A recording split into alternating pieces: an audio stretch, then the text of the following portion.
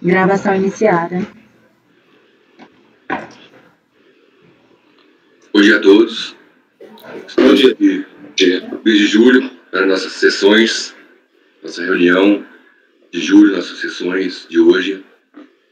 Hoje, dia 14 de julho, 9 horas. Vamos iniciar a sessão. Estamos hoje aqui com o doutor Andrada, doutora Tatiana, doutor Luiz Eduardo, doutor Valcir, doutor Jorge, doutora Érica e doutora Vanessa. Estou iniciando pelo item número 1 da pauta. Doutora Tatiana foi retirada de pauta por solicitação da PGFN. Item 2. Doutor Valcir foi retirado de pauta por sustentação da PGFN. Item 3. Também doutor Valcir foi retirado de pauta por solicitação do patrono. Item 4, doutor Luiz Eduardo, foi retirado de pauta por solicitação do patrono. Item 5, doutora Tatiana, retirado de pauta por solicitação do patrono. Item 6, doutor Valcir, recorrente, São Marco Indústria e Comércio Limitada, recorrida Fazenda Nacional.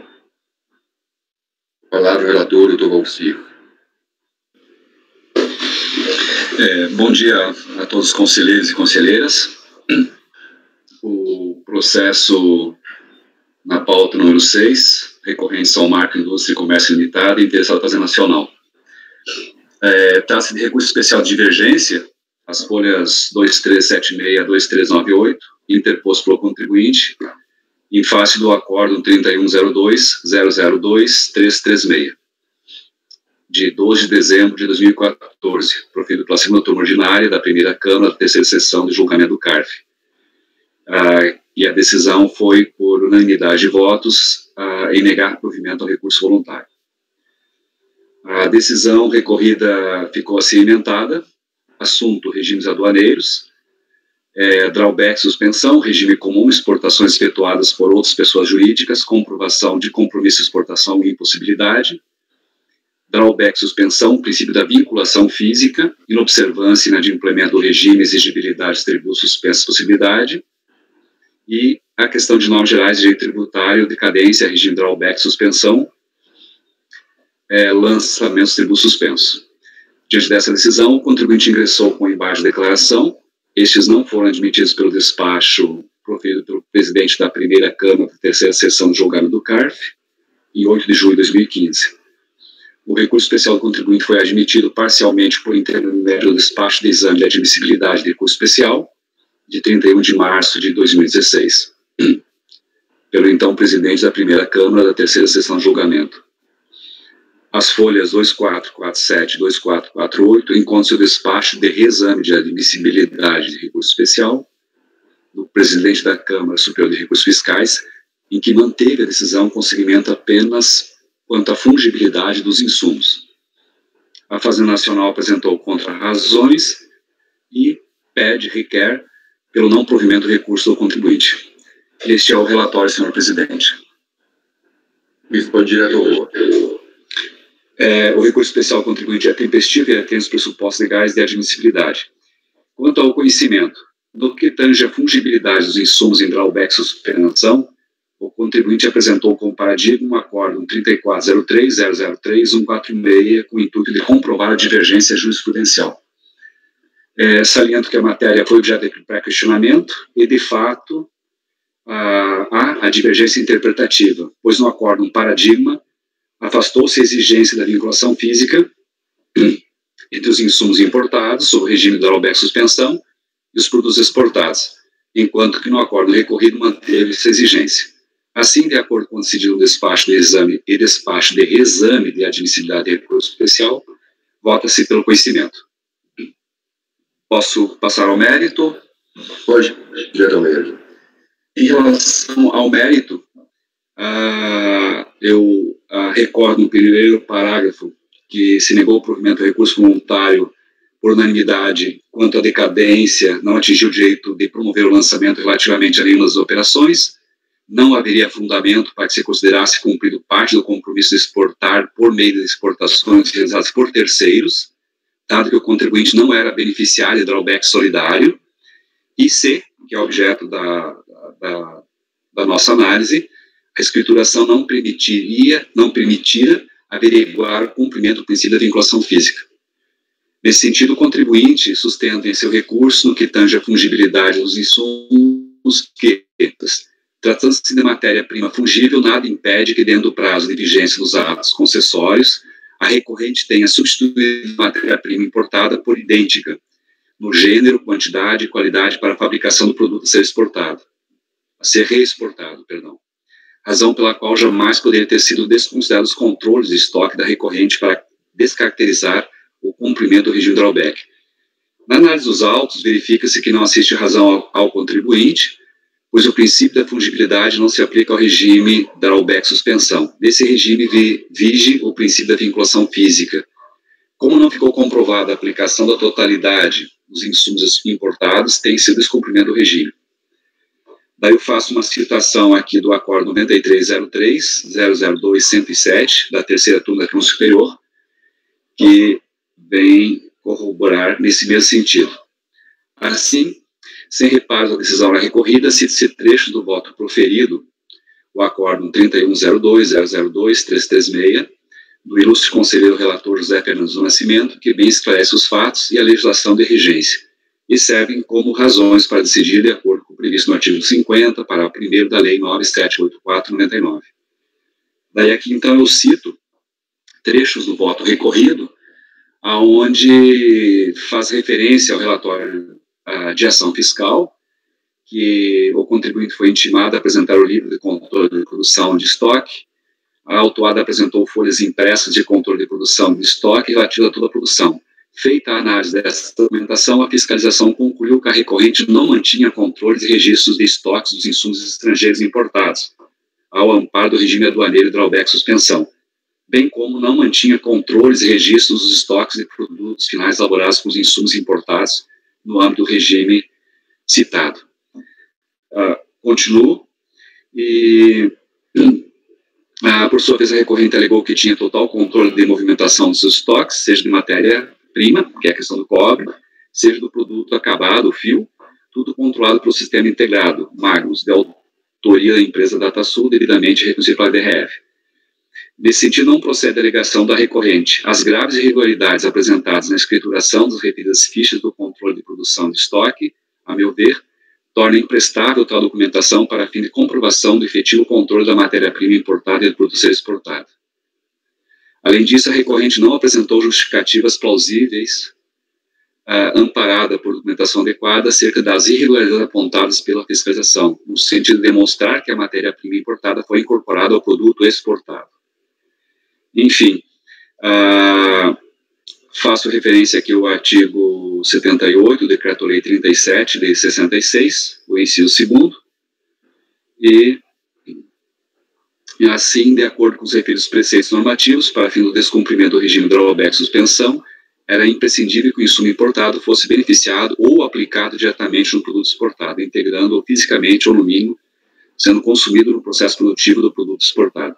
Em suma, na fórmula de ação aplicável, a conclusão inexorável é que a modalidade drawback suspensão não comporta abrandamento ou exceção exigindo como condição necessária para o seu cumprimento a observância do critério de vinculação física.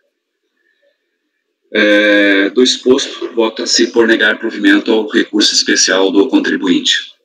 Esse é o voto, senhor presidente. Doutor Andrada. Bom dia, gente. Sem reparos ao voto do Dr. Valci, essa tem sido a nossa jurisprudência, né? Até sugiro ao Dr. Valci, se quiser colocar alguma jurisprudência mais recente, que ele citou uma bem antiga aí, se quiser anotar, Dr. Valci, tem um acórdão, vou falar só o final, 7178, 7178 foi da relatoria do Dr. Luiz, tem o 9400, 9400, que é de 2019, E tem 8652 também. Sim, só para colocar uma jurisprudência mais recente, mas essa tem sido, as meninas têm sido vencidas, pelo que eu percebi, nessa questão da vinculação física. Então, acompanho o relator, presidente. Perfeito, doutor Tatiana. Bom, em relação ao conhecimento, eu até tinha colocado uma mãozinha, então, Rodrigo, acho que o senhor não viu, mas assim, Não vi. não tem problema. Só para explicar o meu entendimento, né? O acordo recorrido, ele deu provimento parcial, né, para que a unidade de origem considere as exportações com registro de exportação retificados após a aprovação de embarque, eis que todos os registros de exportação são anteriores a 31/10/2007 e também anteriores a 5/10/2007 e foram registrados no período de 5/1/2004 e 25/4/2007. No entanto, com relação a um só registro, né, que é o 04-17-38491-001, foi desconsiderado pela fiscalização também pelo fato de estar vinculado a 2 atos concessórios de drawback, como a recorrente não apresentou qualquer elemento modificativo extintivo da autuação nessa parte, a respectiva exportação não deve mesmo ser considerada para fins de adimplemento. Então, nessa parte, só de um registro é que realmente houve o recurso especial, né?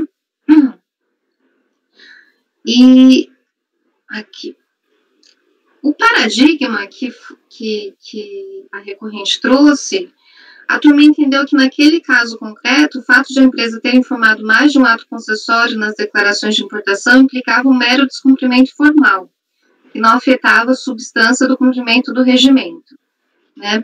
O caso em questão foi considerado que a recorrente não trouxe elementos de prova, né, diferente do acórdão paradigma, que considerou o descumprimento formal, estando indicado 2 atos concessórios, né. Então, por essa questão, que eu acho que não tem similitude fática, eu não conheço recurso especial, tá? Tá, então vamos botar primeiramente conhecimento. A doutora Tatiana levantou. O doutor Andrade tinha conhecido, continuou conhecendo. Eu até levantei a mão. A questão é o seguinte, parece que eu pedi esclarecimento do doutor Tatiana, que ela falou que no acordo recorrido deu-se provimento parcial. O acordo recorrido negou o provimento. Negou o provimento, ao recurso voluntário integralmente. Uhum. A hora que você começou a fundamentar seu voto, você falou que foi parcial. Acho que talvez você tenha olhado em outro lugar. Ah, ele não foi parcial? Não, foi por unanimidade, foi negado o provimento. Ah, entendi. Então, tá, porque eu pensei que era só um registro só, né? Não? Um registro que foi... Não. Foram todos os registros? Sim.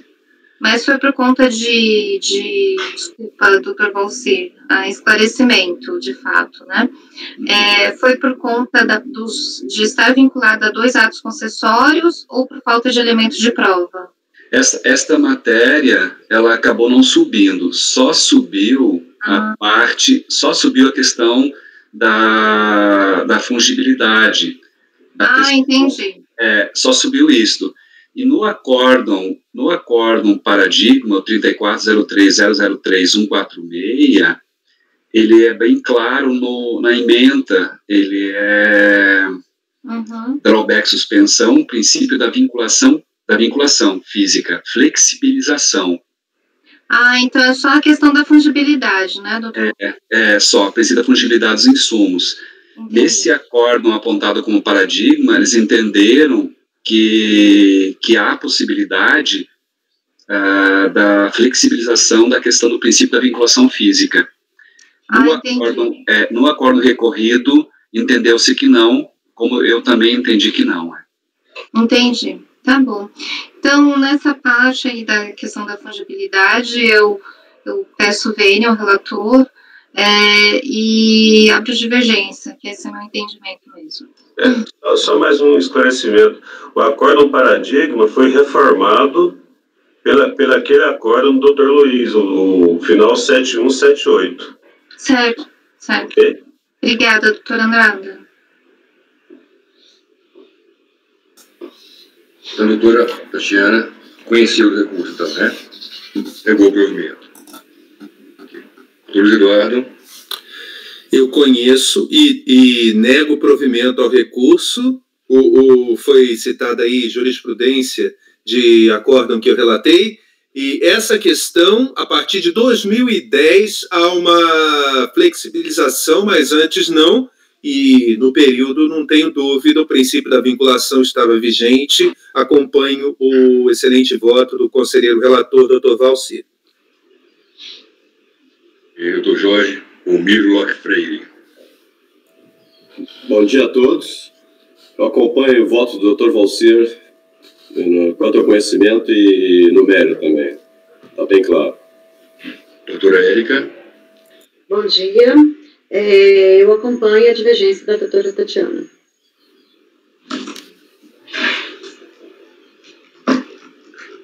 Doutora Vanessa. Bom dia a todos. Eu acompanho a divergência também. Entendo que é possível aplicar esse princípio da fungibilidade mesmo para períodos anteriores. Eu gostaria só de agradecer ao doutor Andrada pela jurisprudência mais atual. Perfeito. A gente sabe também que mudou, né? Estou votando com o doutor Valcir, a gente sabe que mudou realmente a lei. E é muito difícil aplicar essa lei para fases anteriores, porque a lei trouxe algumas regras para o princípio da fungibilidade. Algumas regras que não existiam. Então fica meio paradoxal realmente aplicar anteriormente, sendo que ninguém tinha esses novos requisitos, porque são novos, obviamente. Então não tem como voltar a aplicar a lei retroativamente, justamente por isso, porque os requisitos são novos. Então estou votando com o doutor Valcir. Então o resultado foi, por maioria de votos, negou-se provimento ao recurso, vencidas as conselheiras Tatiana, Érica e Vanessa.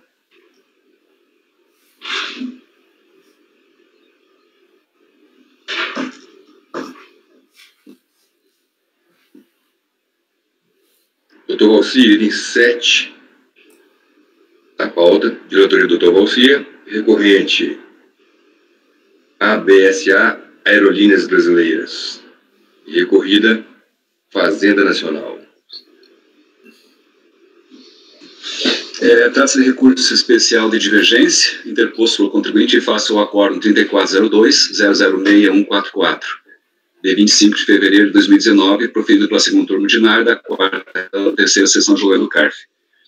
A emenda da decisão recorrida ficou em resumo a seguinte: IPI, importação, mercadorias extraviadas, arbitramento à base de cálculo e retroatividade da lei tributária para o legislador. A parte que mais nos interessa, pela admissibilidade, é preliminar, nulidade de lançamento complementar, apuração da base imponível, novos documentos e investigações, vício material, decadência. Pedido de perícia, prescindibilidade, indeferimento, importação, documentação, conferência final de manifesto, carga manifestada, extravio, imposto de importação, fato gerador, momento de conferência final de manifesto, mercadoria manifestada, apuração da falta. A deliberação da segunda turma ordinária da quarta Câmara da terceira sessão do CARF ficou a seguinte: por unanimidade de votos, decidiram em dar parcial provimento ao recurso para reconhecer o vício de motivação da autuação para o IPI, vencidos os conselheiros Diego, doutora Maísa, doutora Cíntia e doutora Thaís, que davam provimento total ao recurso para reconhecer esse vício também para o imposto de importação e para reconhecer a decadência levantada pela relatora de ofício, sendo vencidos pelo voto de qualidade. O recurso especial do contribuinte foi admitido por despacho aprovado pelo presidente da quarta Câmara da terceira sessão de julgamento do CARF, em 26 de julho de 2019. A Fazenda Nacional apresentou contra-razões em que pede que seja negado o provimento do recurso interposto pelo contribuinte. Este é o relatório, senhor presidente. Teremos sustentação oral e eu vou colocar agora.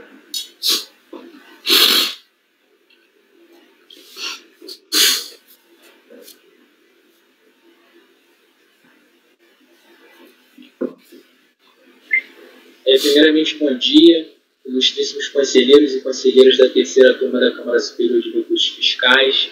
Serei bem breve na minha sustentação e aí inicio pedindo conhecimento do recurso especial, eis que há muito clara divergência entre o acórdão paradigma e o acórdão recorrido.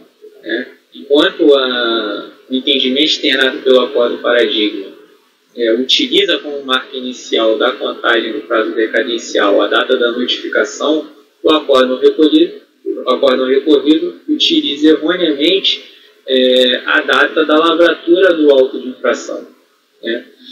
A recorrente ressalta que não concorda com nenhum dos dois entendimentos, pois há a criação de um prazo decadencial infinito.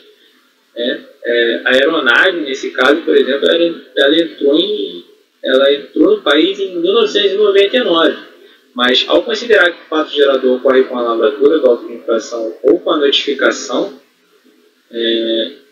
a Fazenda Nacional, lavrando esse auto de infração em 2008, 2009, 2010, ou notificando nesses mesmos anos, não teria a ocorrência do fato gerador, não teria a ocorrência da decadência, pois se o fato gerador ocorre na data da lavratura da notificação, não se pode considerar a data da entrada da aeronave.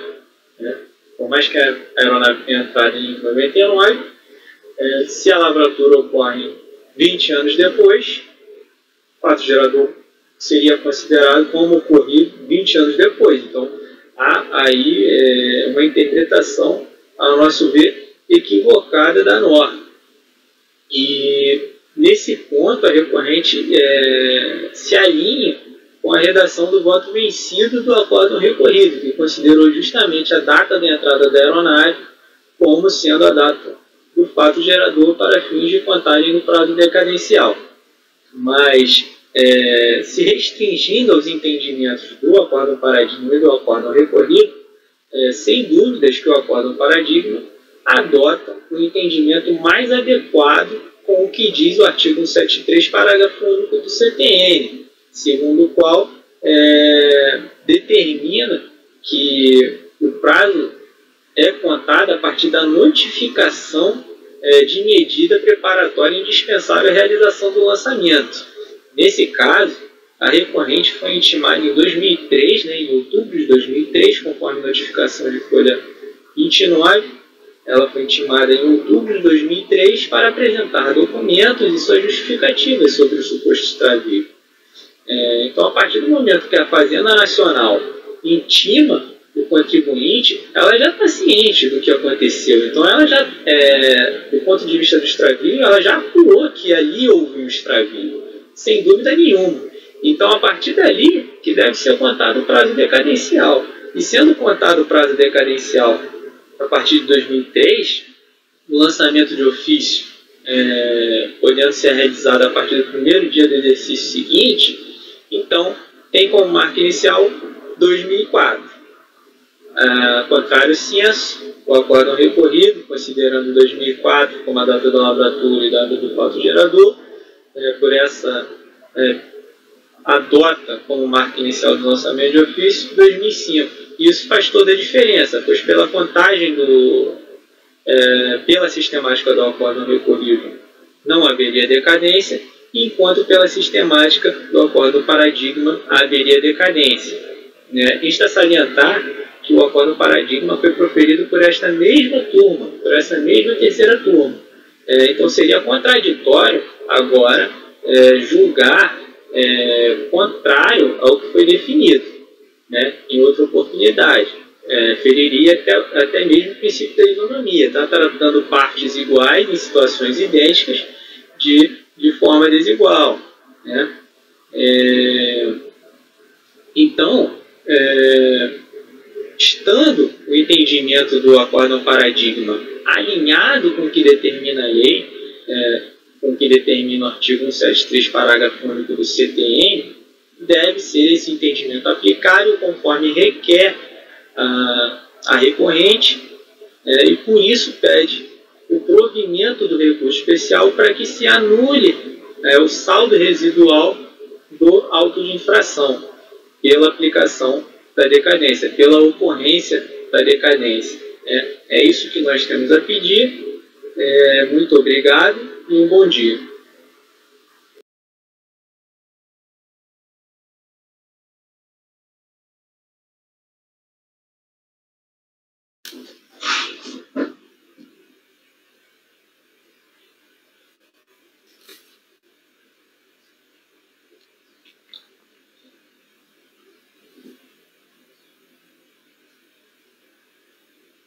Interpretação oral do Dr. Douglas.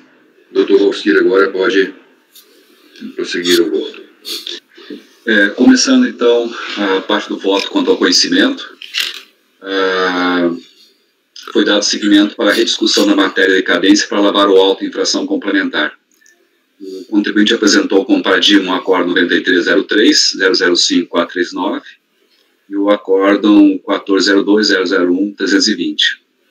Na análise dos acordos paradigmas face ao acórdão recorrido, constata-se que a matéria foi pré-questionada, expressamente tratado no voto condutor do acórdão recorrido e com clara divergência jurisprudencial em relação ao primeiro acórdão. Já em relação ao segundo acórdão, não há similitude fática. Portanto, constatada a divergência interpretativa entre o acórdão recorrido e o acórdão 9303-005-439, vota-se pelo conhecimento.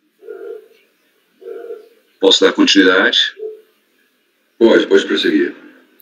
Na decisão recorrida ficou assente por voto de qualidade que, no presente caso, por não ter o poder de pagamento parcial, aplica-se o artigo 173, inciso 1º do CTN, no que tange ao prazo decadencial para lavar o auto de infração complementar, não ocorrendo assim decadência. Essa é a matéria da presente lide relativa ao extravio de mercadorias. Salienta que o auto de infração original foi lavrado em 29 de dezembro de 2004, o último dia para não ocorrência da decadência relativo ao período fiscalizado, que é de 26 de abril de 99 a 27 de setembro de 99. Já o auto de infração complementar foi lavrado em 4 de junho de 2010.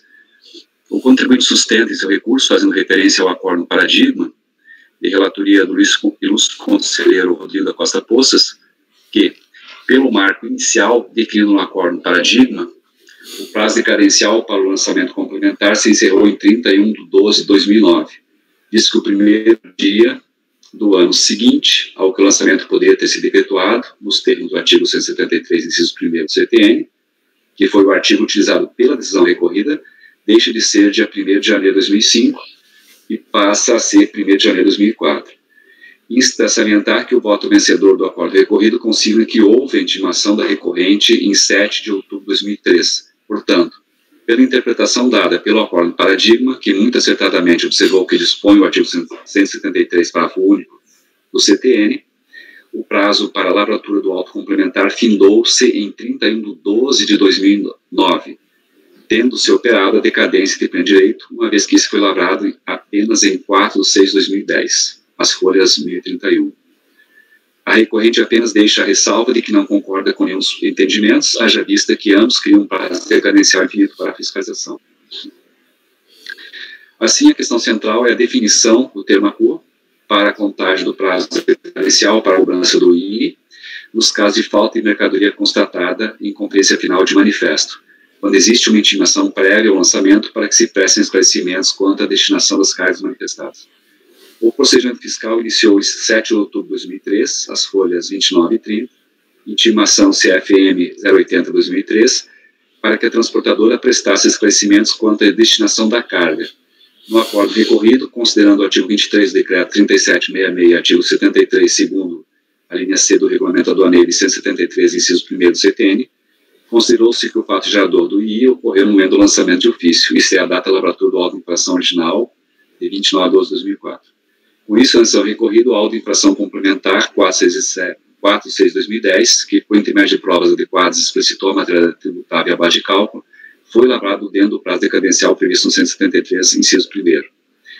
Com a devida vênia, entende-se que, nesse caso, aplica-se o disposto do 173, parágrafo 1 do CTN, que assim prescreve.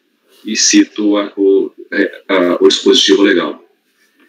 Então, neste caso, cito também a emenda do 93.03.005.439 do acórdão e vota-se por dar provimento ao recurso especial do contribuinte. É isso, senhor presidente.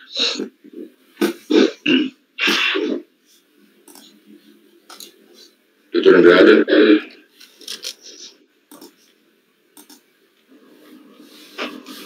Eu estava até tranquilo, porque o paradigma da nossa turma, mas eu confesso que a hora que eu li o voto vencedor da acordo recorrido, eu fiquei em dúvida. Porque o voto vencido da acordo recorrido considerou o prazo inicial da decadência com base no artigo 73 do decreto 3766. Artigo 73. Para efeito de cálculo do imposto, considera-se ocorrido o fato gerador. 2. No dia do lançamento do correspondente crédito tributário, quando se tratar de ser mercadoria constante de manifesto ou de outras declarações de efeito equivalente, cujo extravio ou avaria for apurado pela autoridade aduaneira. Então, considera-se ocorrido o fato gerador na data do lançamento, no dia do lançamento. O lançamento foi feito em 29/12/2004. Se você contar 5 anos, né? Sim. Começa em 2005, 2006, 2007, 2008, 2009. Foi o que o Dr. Valci concluiu, né? Sim. Acho que, mas como que ela concluiu isso e negou provimento? Realmente. Que aí daria 2009, o lançamento foi feito em 2010, né? Exato, meados de 2010. Né? Ela constatou exatamente isso, que o fato gerador foi, então, em 29/12/2004 e negou provimento ao recurso voluntário. Engraçado. Bom, mesmo diante dessa constatação aqui, então eu tenho que acompanhar o relator, o paradigma da nossa turma, o Dr. Rodrigo, e realmente eu confesso que eu não consegui entender bem o raciocínio do acórdão recorrido. Eu acompanho o relator, presidente. Ok. Doutora Tatiana. Bom, esse acórdão recorrido teve, o acórdão que foi indicado aqui pelo Dr. Valci, eu estava lendo aqui, é o 93.03.005.439. A doutora Vanessa e a doutora Érica, a gente ficou vencida, mas tinha uma questão, assim, específica, né? Que a doutora Vanessa até apresentou declaração de voto, né? Que a gente aplica aquela regra do artigo 138, 139, Decreto-Lei 3766. Mas esse caso específico aqui tem um ponto que teve um auto de infração complementar, né? Nesse caso aqui, também colocou o Dr. Valci, né? Então, mesmo se eu fosse aplicar o 150 ou 173, parece que já estaria decaído, né? Então, eu vou acompanhar o Dr. Valci pelas conclusões, tá? Por conta da citação. Doutor Jorge. Presidente, eu acompanho o Dr. Valci. A questão que o Dr. Andrada colocou... Desculpa, faltou o Dr. Luiz, presidente. Ok, desculpe. Doutor Luiz Eduardo. Presidente, eu acompanho o relator. Desculpe, doutor Luiz. Ontem, na reunião que teve, o pessoal estava falando, né, que a gente colocou os númerozinhos aqui, aí o pessoal da primeira sessão ontem, na reunião que eu fiz com eles gostaram muito. Mas mesmo assim, de vez em quando confunde, de vez em quando a gente passa direto. E todo mundo relatou a mesma coisa, todo mundo relatou isso aí, que por ser aleatória aqui a distribuição, seguir a ordem da mesa, aí todo mundo passa, muita gente passa direto por alguns conselheiros. O doutor Luiz acompanhou o relator, o doutor Jorge. Eu acompanho também, presidente. Só uma observação quanto à questão levantada pelo doutor Andrada, é que eu acho que a relatora, doutora Andrada, considerou, e a gente tem ponderado sobre isso, que não foi anulado o lançamento original, né? Houve um lançamento complementar. Então, creio que ela considerou a data do lançamento original. Mas, pelo que a gente está vendo aqui, esse lançamento complementar, na verdade, foi um novo lançamento. Ele retificou integralmente o lançamento em relação a cálculos e só manteve a razão e o fundamento da exigência, né? Então, nesse caso, eu acho que de ser dado provimento, acompanha o relator. Doutora Érica. Como a doutora Tatiana falou, né, esse caso aqui é um pouco diferente daquele citado, né, pelo Valci. Então, nesse caso aqui, eu também vou acompanhar o relator, mas pelas conclusões. Doutora Vanessa. Doutor Gabriel. Isso, até eu quero explicar que me parece que naquele outro julgamento, a questão principal que nós discutíamos era se para questão de penalidades aduaneiras, lançamento aduaneiro, enfim, a gente aplica os prazos decadenciais do CTN ou do próprio regulamento aduaneiro. Então, naquele julgamento, nós ficamos vencidas, no sentido de que nós entendemos que se aplicava os dispositivos do regulamento aduaneiro para se determinar a contagem da decadência, né? Deixa eu até separei um voto aqui, né? Uma parte da declaração de voto que nós divergimos por considerar que, em se tratando de penalidade aduaneira, a regra a ser aplicável para a contagem do prazo decadencial é aquela prevista nos artigos 138 e 139 do Decreto-Lei 3766, que é a jurisprudência que tem sido fixada, inclusive, na nossa turma. Mas, nesse caso, o que me parece que é o ponto central da discussão, que aproveita o contribuinte para o seu recurso especial para comprovar a divergência, né? É a determinação de qual seria esse momento, né, que se considera que tenha sido iniciada a constituição do crédito tributário, né, que foi, então, pela notificação do sujeito passivo, que é o entendimento do voto vencedor do paradigma, né? Então, só explicando que nós ficamos vencidas naquela ocasião em razão dessa divergência do dispositivo, mas não se entrou nessa questão. Então, por essa razão, eu acompanho também o relator pelas conclusões. Obrigado, doutora Vanessa. Doutor Valci, esse voto é de quando esse voto veio aqui? Que realmente nós mudamos a jurisprudência. Não quer dizer que esse caso seja o mesmo que o outro. Mas realmente hoje a turma é unânime em utilizar o Decreto-Lei 3766 para fins de decadência de penalidades aduaneiras. Doutor Rodrigo, só que aqui a gente considera isso para penalidades aduaneiras, aqui é o próprio imposto. Né? Isso que eu ia falar, exatamente isso. Aí aqui no caso o próprio imposto, que é um pouco diferente, e mais, aqui teve um ato preparatório anterior ao início do exercício seguinte. Sim. Você desloca a decadência para o início, para esse ato preparatório. E esse artigo, já eu dou a palavra, doutor Jorge, e esse artigo 173, parágrafo único, eu acho que é o artigo mais mal interpretado que existe no CTN. Existe interpretação para tudo quanto é jeito.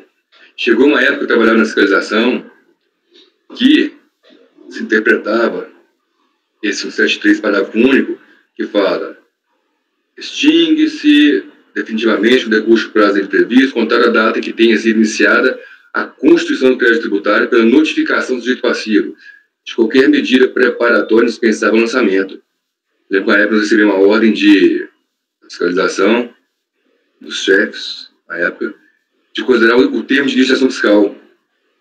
Não sei se vocês lembram disso. De considerar o termo de legislação fiscal para isso aqui, considerando com um ato preparatório, indispensável. Só que depois chegou essa interpretação, os tribunais todos, doutrina, que isso aqui somente favorece o contribuinte. Esse artigo somente favorece.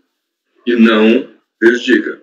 Senão, todo mundo ia ter 5 anos a partir de 15 para fazer a fiscalização, ia passar para 20, a Fazenda ia passar a determinar quando ia ser decadência. Decadência deixar de ser lei complementar para ser discricionário do gestor fiscal, no dia que ele lavrasse o termo de legislação fiscal. Então, realmente é muito, muito mal interpretado esse artigo. Nesse caso, concordo perfeitamente com o doutor Valci. É de 2017 a decisão, doutor Rodrigo. 17, né? A gente mudou na prazo de penalidade, eu não lembro exatamente qual que é a data. Mas nesse caso também eu estou dando provimento ao recurso especial do contribuinte. O doutor Jorge gostaria de falar antes. Doutor Jorge.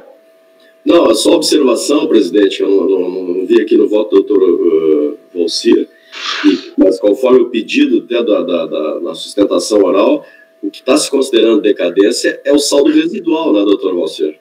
Porque houve uma cobrança inicial e depois ela foi, pelo que eu entendi, abarcou a primeira e aumentou. Então o pedido, que eu não li o recurso, mas o pedido na sustentação oral é que se considere decaído o saldo residual. Só deixar clara essa questão, né? Ok, obrigado. Então, como eu voto junto, de acordo com o doutor Valcir, acompanhando o relator, então deu-se provimento ao recurso especial do contribuinte por unanimidade de votos. As conselheiras Tatiana, Érica e Vanessa votaram pelas conclusões.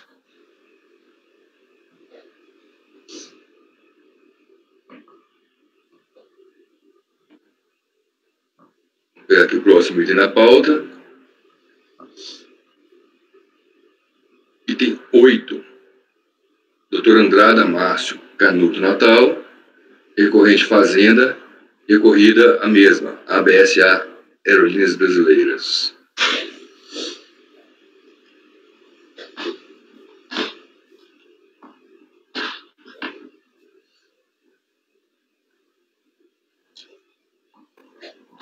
Posso começar, presidente? Fica a palavra, relator. Aparentemente não tem sustentação oral, né? Não consta na... Ao contrário, que é o mesmo contribuinte. Só temos mais uma sustentação no item 68. Doutor Luiz Eduardo. Perfeito. Bom, gente, é um processo de lançamento de ofício para exigir aquela multa regulamentar por prestar com atraso as informações sobre carga transportada, artigo 107, inciso 4. É aquela situação que no início tinha um prazo imediatamente após o embarque, depois teve uma instrução normativa que regulamentou esse prazo em 2 dias, depois a última que regulamentou em 7 dias, né? O recurso voluntário do contribuinte foi provido, né, com o entendimento de que houve a denúncia espontânea, né, que ele regularizou antes de qualquer providência da administração tributária. Aí essa decisão foi revertida pela terceira turma da Câmara Superior de Recursos Fiscais, né, Acórdão 93-3564 de abril de 2016, né, considerou que a denúncia espontânea não alcança as penalidades infligidas pelo descumprimento de deveres instrumentais, etc., determinou o retorno do processo à turma julgadora para analisar as demais questões de mérito. Tendo sido afastada a possibilidade de aplicação de denúncia espontânea, o processo foi devolvido, etc. Aí, o acórdão recorrido é o 330204-304, de 25 de maio de 2017, com a seguinte emenda, eu transcrevi aí. Eles consideraram que até aquela IN que regulamentava o prazo imediatamente após, eles não consideraram que isso não seria um prazo, e sim um conceito jurídico indeterminado, né? Somente com a IN 510 de 2005, que previu um prazo de 2 dias, ele passou a ser previsto um prazo específico. A Fazenda Nacional apresentou recurso especial, defendendo a aplicabilidade da multa regulamentar na hipótese dos autos. Então, eu voto. Estou conhecendo o recurso especial da Fazenda Nacional. Não tem razão o contribuinte impedir o não conhecimento do recurso especial sob a alegação de que teria havido a falta do cotejo analítico entre o acórdão recorrido e o paradigma da divergência. Da leitura do recurso, depreende-se com facilidade a existência da divergência de forma que conheça o recurso. nos termos em que é admitido. Como visto, o acordo recorrido entendeu não ser aplicável a referida multa, pois na época da infração, 26 de agosto de 2004, ainda não estava vigente a IN 510 de 2005, sendo que a norma vigente, a Instrução Normativa 28 de 94, não dispunha de um prazo, mas sim de um conceito jurídico indeterminado, imediatamente após realizado o embarque. Por sua vez, o paradigma entendeu perfeitamente válido referido prazo imediato e manteve a vigência da multa regulamentar. Aí eu faço as considerações de que essa matéria não é nova, né? A gente já decidiu ela várias vezes, e transcrevo, eu escrevo aqui que eu fui relator do acordo número 93035-995, de 29 de 11 de 2017, que abordou este mesmo assunto, sendo que o adoto como razão de decidir. E naquele acordo eu tinha adotado o voto do ex-conselheiro Júlio César Ramos, que entendia pela possibilidade da aplicação da multa, mesmo na época em que o prazo era imediatamente após. E, obviamente, aí eu pulo aí a transcrição do voto. No presente caso, o contribuinte prestou informação em 10 de 9 de 2004 e a data de embarque foi em 26 de 8 de 2004. Portanto, extrapolou, inclusive, o prazo ampliado de 7 dias, que a gente considera esse prazo de 7 dias, né?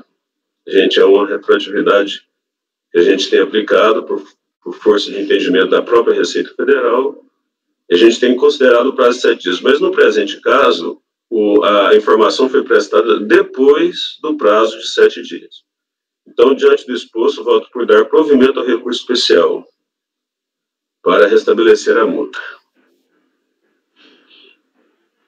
Doutor Tatiana.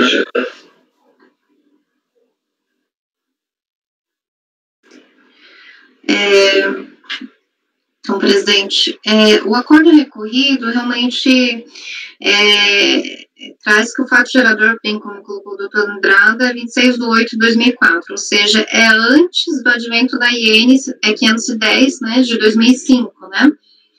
E assim, antes da IN 510 de 2005, a gente tinha aquele termo imediatamente após. Depois da IN 510 de 2005, aí depois acho que ficou um prazo de 7 dias, depois 2 dias, alguma coisa assim, né? Eu não me lembro bem se era 7 dias e depois 2 dias. A IN 510 determinou um prazo de 2 dias após o embarque e depois, posteriormente, teve outra IN, que eu não me lembro o número, que aumentou para 7 dias. É o prazo atual. Em 96 de 2010. Perfeito. Vai passar para o doutor Luiz. Perfeito, só para trazer os prazos e as INs, né? Em relação aos fatos geradores ocorridos anteriormente à IN 510, né, que tinha o termo imediatamente após, eu acredito que o contribuinte ele ficou um pouco perdido, porque realmente a gente não sabe, pelo menos, mensurar o que seria imediatamente após, né? Então, nessa linha, eu já tinha proferido o meu entendimento de que para os fatos geradores ocorridos anteriormente à IN 510, né, que realmente, a meu ver, não tinha prazo, tá definido. E após a IN 510, houve, sim, a determinação do prazo, né. Então, considerando os fatos geradores, eu peço vênia e eu abro divergência para negar provimento. E eu conheço do recurso, porque realmente os prazos são os mesmos, né, antes da IN 510, e enfrentou realmente o termo imediatamente após, tá? Doutor Luiz Eduardo. Presidente, a discussão aqui é se a IN 510 é uma lex Mitchell ou ela inseriu a primeira infração possível. Essa é a discussão. Quem entende que o artigo 37 da IN 28 de 94, que foi atualizado pelas outras, é o mesmo artigo, é sempre o 37, que determinava a obrigatoriedade, ele não está determinando exatamente a lei, está dizendo qual é a obrigatoriedade. A multa, ela está no 39. E aí, obrigatoriedade de prestar informação imediatamente.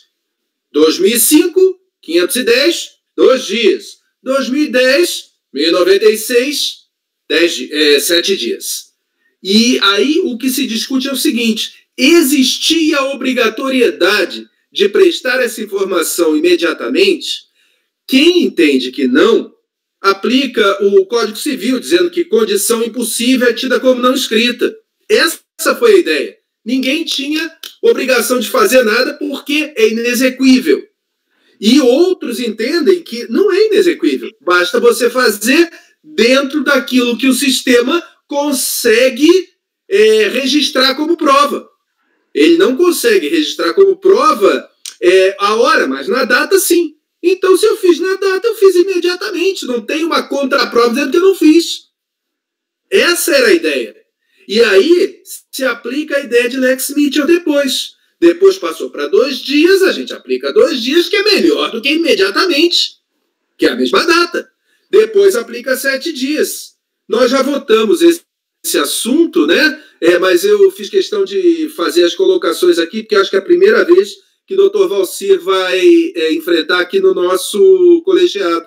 Então ficou bem clara a posição dos dois lados. Eu entendo que era exequível, portanto é uma Lex Mitchell e aplico retroativamente. Acompanho em gênero, número e grau o voto do relator, doutor Andrada. Doutor Valcir. Agradeço muito ao conselheiro Luiz Eduardo por bem esclarecer as questões. Eu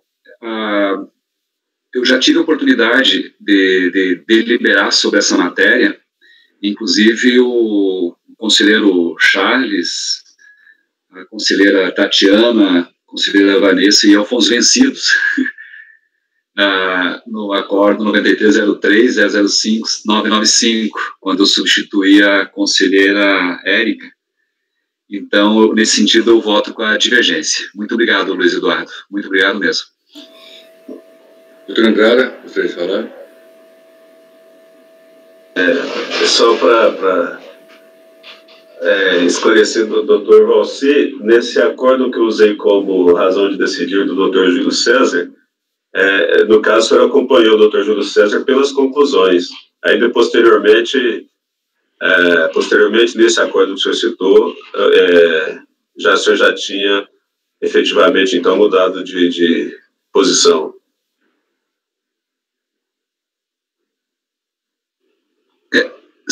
Só repete para mim, no 93-005-995, nós fomos vencidos, a conselheira Tatiana, doutor Charles, Vanessa e eu. Aí, no contexto do voto, sim, eu usei o acordo 9303-004-244 de setembro de 2016, em que foi do Dr. Júlio César. Sim. Aí acordo os membros colegiados em conhecer do recurso e numero primeiro de voto sem dar de provimento, o recurso era da Fazenda, vencidos os conselheiros Charles e as conselheiras Tatiana e Vanessa. Votou pelas conclusões o conselheiro Valcir. Isso em 2016, né? Isso, perfeito. Não, é só... Em 2017 eu fiz o entendimento esse que eu mantenho até hoje, exato. Tá, não tem nenhum reparo não, foi só... Não, exato. Vou mostrar aí. Perfeito, obrigado. Doutor Jorge. Já votamos esse assunto, presidente, e acompanho o relator. Mantenho minha posição. Doutora Érica. Acompanho a divergência do doutor, né, que já é recorrente. Doutora Vanessa. Nesse caso, como no acordo citado pelo doutor Andrada, eu acompanho a divergência, né?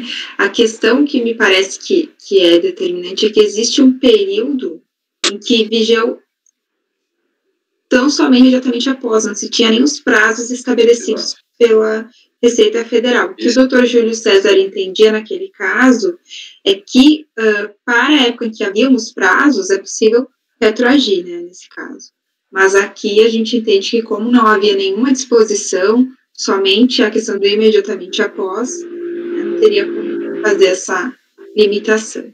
Então, eu acompanho a divergência, presidente. O doutor Valcir não estava aqui, mas já voltamos talvez uns 200 processos aí ou mais. Sempre, mas desde que eu cheguei no cargo que aparecem esses processos. O doutor Joel tinha uma posição diferente de todo mundo. Ele falava que imediatamente após, assim que fechou. Assim, fechou a porta? Então, imediatamente fechou a porta, acabou. Imediatamente após, é assim que fechar a porta do avião. Era a teoria do doutor Joel, na época, doutor Joel Miyazaki, parente da doutora Tatiana Midiama. Mas sempre também voltei como o relator, nesse caso aqui. Então eu acompanho o relator. Temos aqui um caso de multa aduaneira. Então, pelo voto de qualidade, deu-se provimento a recurso especial interposto pela Fazenda. Esse é o resultado final. Presidente, perdão, uma questão de ordem. Sim. Eu gostaria de perguntar, foi um auto de infração? Então não seria um empate favorável ao sujeito passivo? É uma multa aduaneira, né? É aduaneiro, perfeito. Perdão. Não é exigência de crédito tributário, né? Agora há pouco mesmo, as próprias meninas voltaram no processo 2 processos para trás, que não se usa CTN na multa aduaneira. Perfeito. É só para eu anotar, presidente. Obrigado.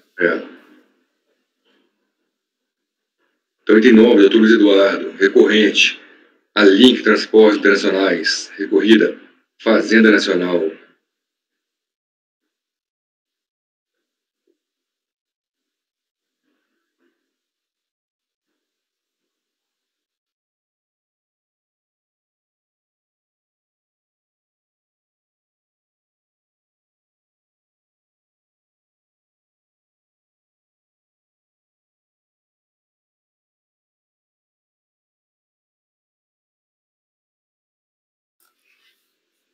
Posso iniciar, presidente? Já está na pasta compartilhada. Sim, com a palavra, relator. Ok.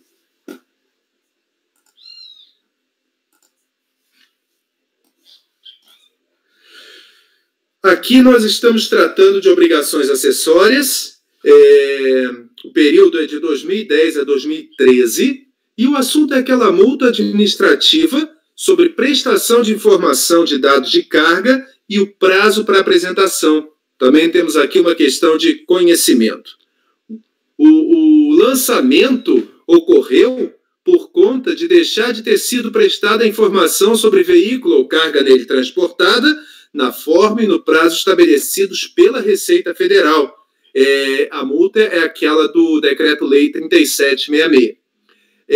O sujeito passivo, que era o desconsolidador da carga marítima, registrou no Siscomex intempestivamente as informações nos termos da IN 800 de 2007. O sujeito passivo apresentou impugnação requerendo cancelamento do auto de infração e alegando nulidade do lançamento por ter havido, na verdade, uma mera retificação de dados e não a apresentação intempestiva da informação, e que o parágrafo 1º do artigo 45 da IN 800 de 2007 foi revogado, não havendo mais base para aquela multa no caso de retificação, apenas no caso de apresentação originalmente intempestiva de informações. Que teria havido uma dupla penalidade sobre o mesmo fato, ele especifica 2 conhecimentos eletrônicos, cada um com uma multa diferenciada quando deveria ser uma, alega ainda denúncia espontânea e ilegitimidade passiva. Em primeira instância, a DRJ de São Paulo negou o provimento à impugnação, entendendo que, no caso, não houve retificação posterior, mas sim a original apresentação de informações fora do prazo. Entendeu ainda que o sujeito passivo tinha legitimidade para atuar conforme definido na legislação, que não ocorreu prescrição e que não se aplica denúncia espontânea ao caso de obrigação acessória. Recurso voluntário foi apresentado pelo contribuinte, alegando prescrição intercorrente, impossibilidade de lançamento de mais de uma multa para o mesmo veículo, denúncia espontânea, ausência de responsabilidade pelo mandato de representante e, em petição separada, pede aplicação retroativa daquela IN 1473 de 2014, que havia alterado a IN 800 de 2007, justamente no tocante à retificação de informações. Pois bem, a decisão recorrida 3201-005-460 negou provimento ao recurso voluntário, afastando a ilegitimidade passiva, entendendo que houve prestação de informação intempestiva e que isso configura infração passível de multa, e afastou ainda a denúncia espontânea aplicando a súmula CARF 49. O sujeito passivo apresentou recurso especial para discutir a aplicação da consulta interna COSIT número 2 de 2016 no lançamento dessa penalidade, trouxe como paradigmas dois acórdãos 3302.003.624 e 3302.004.436.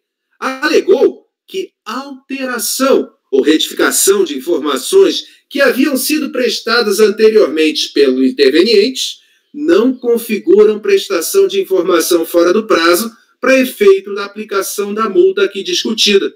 Alega subsidiariamente a ocorrência de dupla penalidade sobre o mesmo veículo, pede que seja limitada a aplicação da multa a cada veículo e sem apresentar comprovação de divergência específica sobre essa questão da dupla penalidade.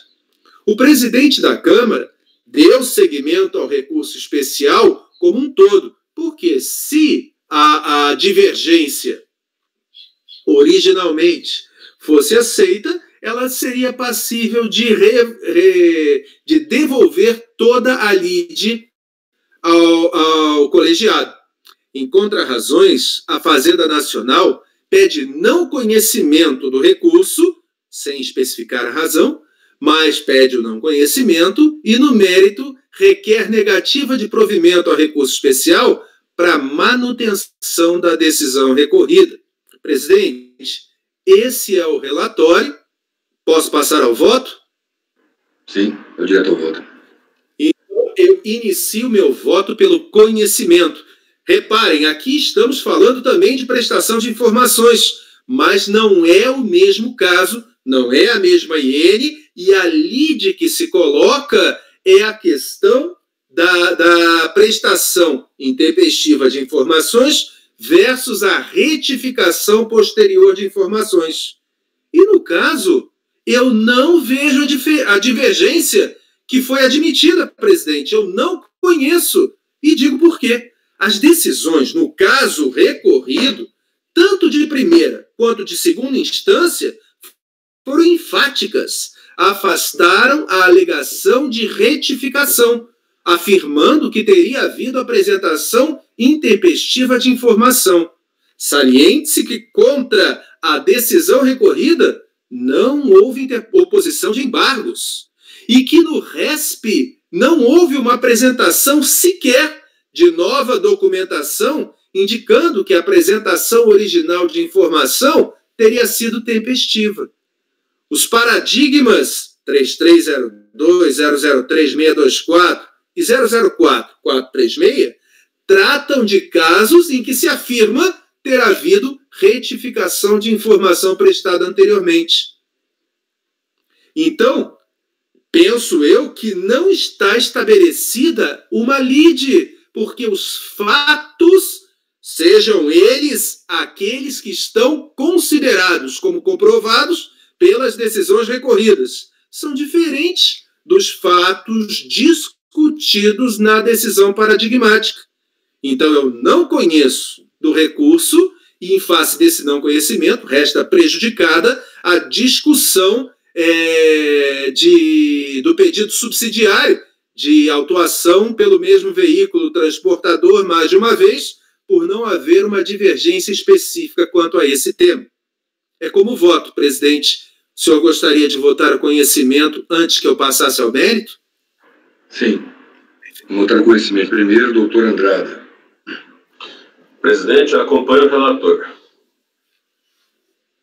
Doutora Tatiana. Bom, em relação ao conhecimento, eu estava no processo, em relação aos fatos, né, constantes do acordo recorrido, traz que a recorrente foi autuada pela Alfândega de Manaus em 27 de março de 2015, né, dando origem ao auto de infração 0227-60000252215, sob o fundamento de que supostamente a autuada teria retificado conhecimentos eletrônicos ou itens de carga conforme tabela de folhas 10 destes autos. Além de ter reconhecido no auto de infração que o fato gerador da multa foi a retificação de informações. A aduana anexou documentos que fazem prova desse fato. E realmente, no voto do acordo recorrido, ele não trouxe realmente essa questão e só falou que foi intempestivo. Mas considerando os fatos, né, trazidos, né, inclusive nos autos do processo, de que o contribuinte, ele retificou e o auto de infração decorreu dessa retificação, né, e ele traz como um paradigma que as alterações ou retificações das informações já prestadas anteriormente pelos intervenientes não configuram prestação de informação fora do prazo, não sendo cabível a aplicação da citada multa, né, no acordo paradigma. A meu ver, assim, para a rediscussão do contribuinte, considerando até os fatos trazidos por ele, que não foram apreciados, a meu ver, corretamente no acordo recorrido, eu peço vênia, né, para até ter um entendimento mais extenso, por conta dos próprios fatos, né, colocados nos autos do processo e trazidos aí em relatório do acordo, para conhecer o recurso do contribuinte, tá?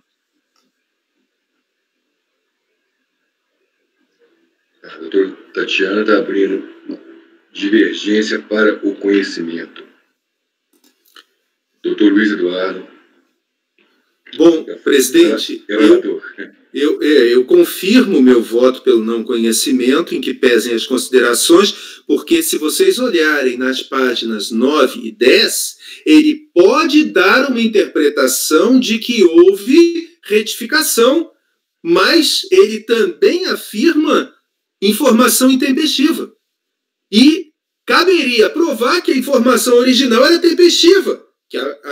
Isso não foi, eu não achei nos autos, olhei e as duas decisões afirmam que houve informação intempestiva, em que pese ele ter afirmado que a informação, o lançamento tenha sido apenas por retificação.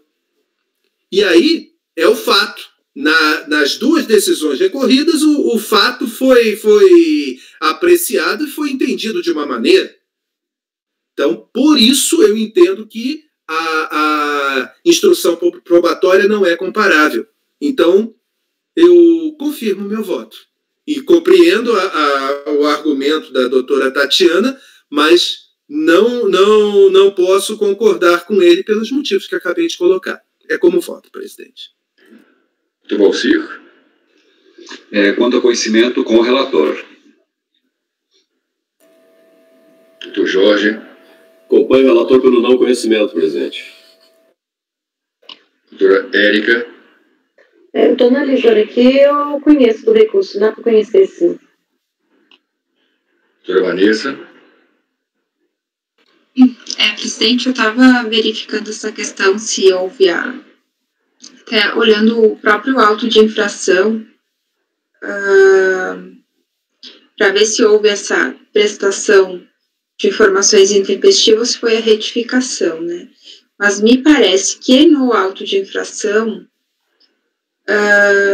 eles mencionam que ficou comprovado que o sujeito passivo não prestou informações na forma e no prazo estipulados pela legislação, né? Que teria realmente deixado de prestar as informações. Então, eu acompanho o relator pelo não conhecimento, entendo que não é apenas uma retificação. Também estou não conhecendo do recurso, então proclamando o resultado. O recurso do contribuinte não foi conhecido por maioria de votos, vencidas as conselheiras Tatiana e Érica.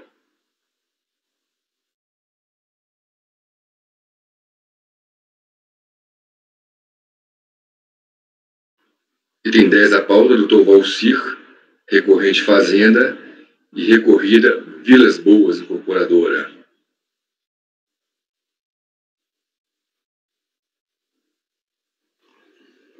A palavra agora do Dr. Valcir.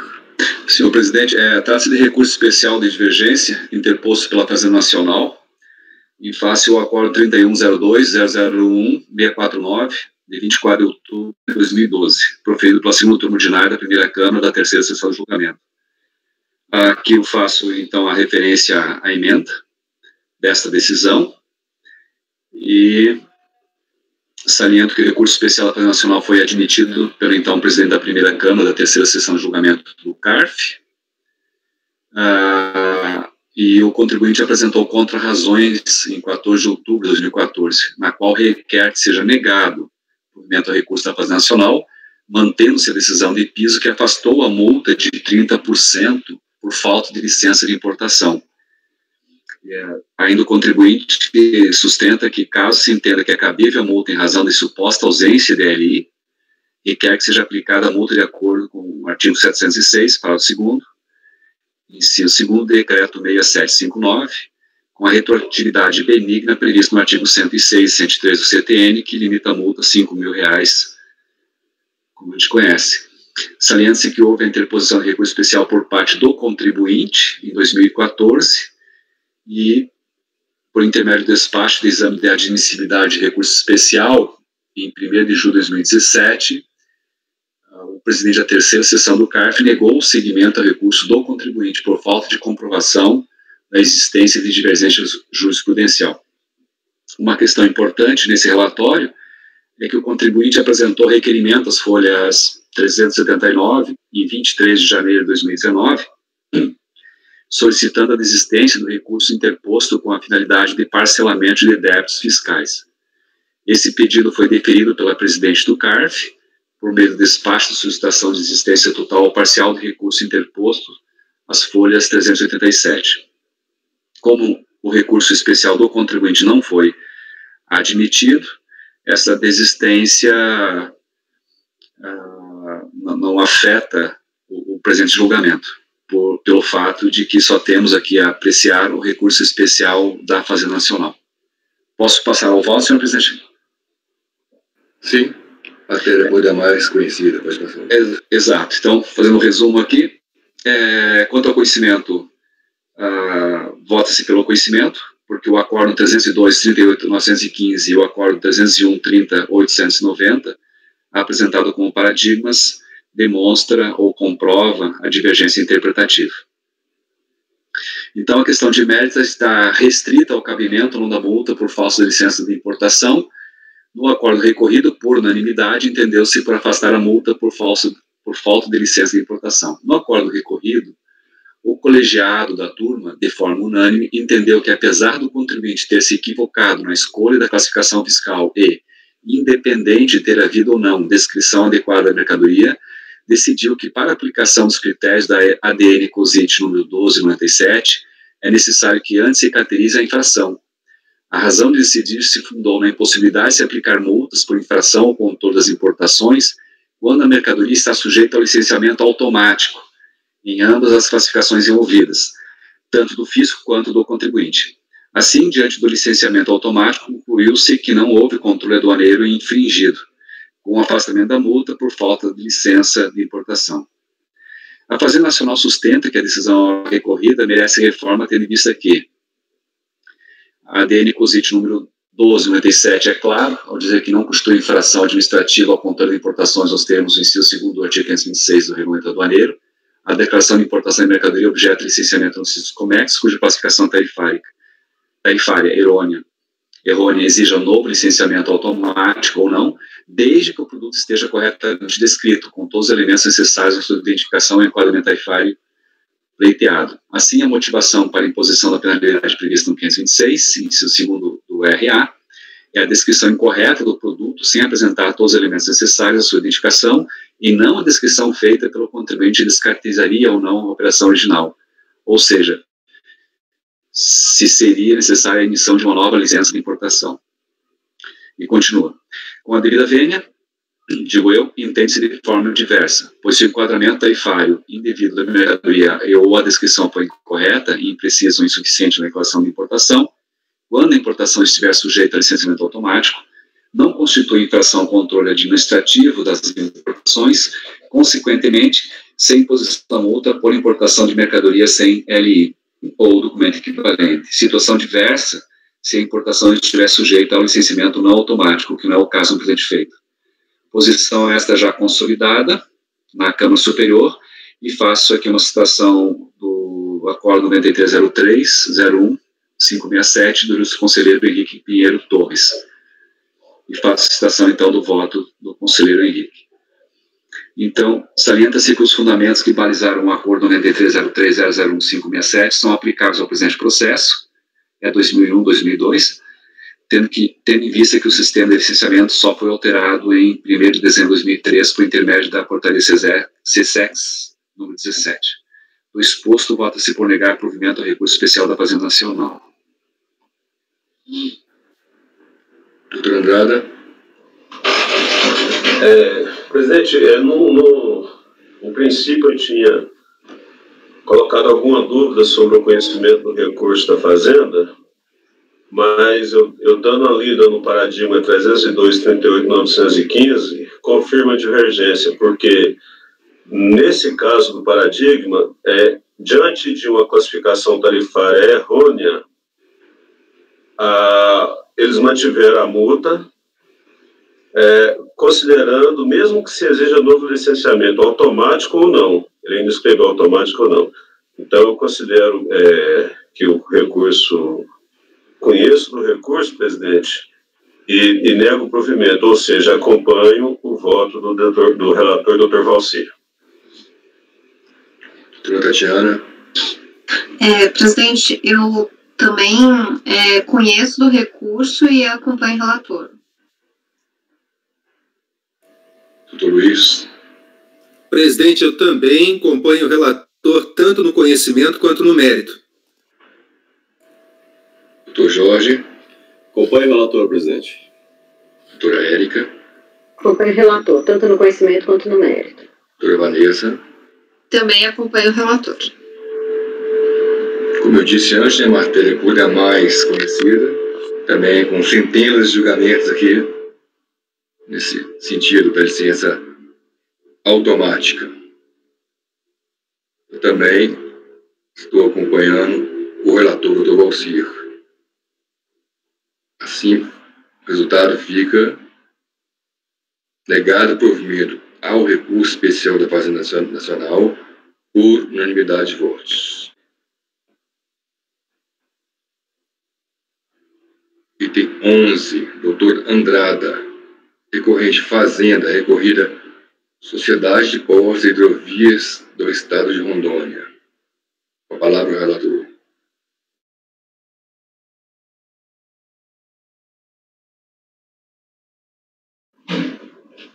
Bom, o voto está aí na pasta. Trata-se de um recurso especial de divergência interposto pela Fazenda Nacional em face do Acordo 3002.000.378 de 14 de agosto de 2018, o qual possui a seguinte emenda. O acordo reconheceu a nulidade do auto de infração. O ato administrativo que nega, limita ou afeta direitos ou interesses do administrado deve indicar de forma explícita, clara e congruente os motivos de fato e de direito em que está fundado. O recurso da Fazenda centra sua tese de que o simples erro na capitulação legal do lançamento, desde que não traga prejuízo à defesa, não é elemento suficiente para determinar a nulidade do lançamento. O recurso foi admitido, em contra-razões, o contribuinte pede o seu improvimento. É o relatório, presidente. Estou conhecendo o recurso. Em preliminar, ressalto que concordo com a tese encampada pela recorrente, no sentido de que não há nulidade do lançamento quando ocorre simples erro na capitulação legal, desde que a descrição dos fatos não deixe dúvidas quanto à acusação fiscal e não prejudique o direito de defesa do contribuinte. Mas destaco que não é isso que vejo na leitura processual. O acordo recorrido entendeu que o lançamento é nulo, pois teria prejudicado o direito de defesa do contribuinte. Vamos aos fatos. Aí transcrevi a acusação fiscal e deixou de prestar informação sobre o veículo que deixou o recinto alfandegado com mercadoria destinada à exportação na forma e prazo estabelecido pela Receita Federal. Com base nessa acusação, foi aplicada a multa prevista no artigo 107, inciso 4, a linha E, do Decreto-Lei 3766, com a redação dada pelo artigo 77 da Lei 10.833. Eu transcrevi a redação aí, né? Artigo 107, destaquei o finalzinho dela, aplicada à empresa de transporte internacional, inclusive a prestadora de serviço de transporte internacional, expresso, porta a porta ou agente de carga. Diante dessa acusação, a defesa, na impugnação ao lançamento, ele compreendeu que a infração praticada por ele teria sido essa mesma. Não contestou outra capitulação legal. Dentro de sua defesa, argumentou que, por ele ser operador portuário, essa multa não seria a ele aplicada, pois a parte destacada da linha E, acima transcrita, não é direcionada ao operador portuário. Ao julgar sua impugnação, a DRJ São Paulo corrigiu o equívoco da capitulação legal, afirmando que a infração praticada seria a linha D ou a F do mesmo dispositivo. Confira. Transcrevi aí trecho da decisão do DRJ. E transcrevi abaixo as alíneas D e F, que é a nova capitulação dada pela DRJ. Obviamente, há que se descartar a linha D, pois não tem nenhum vínculo com a acusação fiscal. De fato, a infração encaixa-se na linha F, que é direcionada ao operador portuário. Da leitura de sua impugnação, evidente que o contribuinte não compreendeu que a acusação fiscal estava prevista na linha F, pois não elaborou nenhum argumento específico para contestá-la. Somente após a integração imperfeita da DRJ, pois deixou dúvidas se era aplicável a linha D ou F, é que o contribuinte, no seu recurso voluntário, apresentou novas razões recursais. Portanto, concluo que, de fato, o lançamento foi efetuado com cerceamento de direito de defesa. Então, estou aplicando o artigo 59 do Decreto 275/72 para negar provimento ao recurso especial apresentado pela Fazenda Nacional. Eu voto, presidente. Doutor Tatiana. Eu acompanho o relator, presidente. Doutor Luiz. Presidente, eu também acompanho o relator. Devo dizer que ele foi específico aqui. Quando nós alteramos a acusação, há um problema material. Nesse caso, geralmente, quando é problema de base legal, erro no dispositivo, se está descrito corretamente qual é a acusação, não há que se falar em nulidade. Mas, nesse caso, a própria acusação é um dispositivo. E aí ficou muito claro, é um caso especial em que a falta do dispositivo macula. Nem sempre acontece, no caso acontece, acompanho o conselheiro relator, doutor Andrada.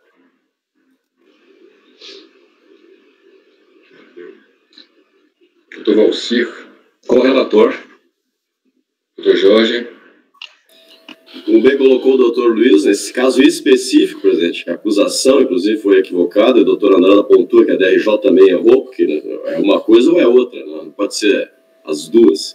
Então, no caso específico, provado o cerceio ao direito de defesa, acompanha o doutor Andrada. Relator. Doutora Érica. Acompanha o relator. Doutora Vanessa. Acompanho o relator, presidente. Inclusive, o doutor Andrada bem menciona no voto dele aqui que fica evidente que o contribuinte não compreendeu a acusação fiscal que estava prevista na linha F, pois na impugnação não elaborou nenhum argumento específico. Então, fica muito evidente o prejuízo. Então, acompanho o relator. Essa tese também é bem conhecida nossa aqui, né? vários processos, principalmente aqueles PROC júri lá, que se muda a capitulação no meio do processo do contencioso, a gente não tem aceitado, a gente tem considerado nulo, ou às vezes sem efeito, depende de cada caso. Aqui foi negado o provimento de recurso especial interposto pela Fazenda. Como eu disse, eu estou acompanhando também o relator, então foi por unanimidade de votos. Então, proclamando, por unanimidade de votos, negou-se o provimento ao recurso especial interposto pela Fazenda Nacional. Doutor Vanessa, quer intervalo? Sim, presidente. Ia escrever agora, para sugerir o intervalo. Já estão nas 11 horas. Eu ia sugerir agora. Ótimo, obrigada. Quase 20 minutos. Doutor Rodrigo, na sua última fala e também numa parte da fala do Dr. Luiz, houve interferência no áudio. Assim, deu para entender o que vocês falaram, mas o áudio ficou ruim. Talvez seja o caso de, sei lá, reiniciar aí alguma coisa. Meu áudio foi tudo certo. Eu também. Foi só do doutor... Eu acho que o problema está no seu áudio, doutor Andrada, porque eu ouvi o doutor Rodrigo perfeitamente bem. Então, estamos encerrando agora essa primeira parte da sessão da manhã. Voltamos às 11, presidente. 11 horas de retorno. Perfeito. Obrigado. Perfeito. Tchau. Até daqui a pouco.